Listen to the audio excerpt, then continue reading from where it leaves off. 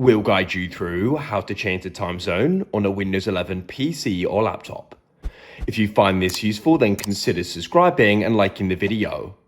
Perhaps you've gone and traveled somewhere and so you need to go and change the time zone, or currently it's incorrect and you want to go and change it.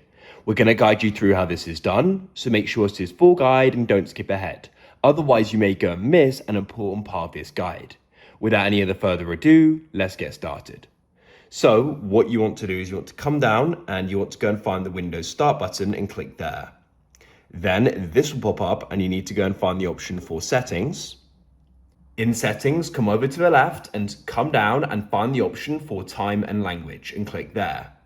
Then you want to go and find the option for time and date and you want to go and click there. And you can find the option set time zone automatically and switch that off like so.